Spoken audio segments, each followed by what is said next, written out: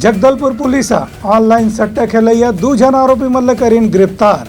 Jagdalpur police online सट्टा खिलाए के मामले में 2 युवा आरोपी मन ला गिरफ्तार करे में सफलता हासिल करे है। नगर पुलिस अधीक्षक विकास कुमार बताइन कि आरोपी मितेश जैन और योगेश चांडक मन व्हाट्सएप ग्रुप बना करके अनेक युवा ग्राहक मन ला अपन साथ में जोड़ ले रही है और उमन मन ला ऑनलाइन सट्टा खिलात रही है। इमन मन अपन काम में 4 मोबाइल फोन, 1 लैपटॉप और दूसरे इलेक्ट्रॉनिक सामान के भी इस्तेमाल करत रही हैं। पाँचों दिन में मुखबिर से सूचना मिले रही से कि ये दोनों युवा आरोपी मन अपन घर से ही ऑनलाइन सट्टा के काम चलावत हैं। एक बाद पुलिस घेराबंदी करके आज दोनों आरोपी मन ला गिरफ्तार कर लिस। इनमें से पूछताछ करेगी तो मन अपना अपराध ला कबूल कर ले हमें। जिला अदालत में दोनों आरोपी मन ला आज पेश करेगी, जहाँ से न्यायिक हिरासत में दोनों जन ला जेल भेज देंगे है।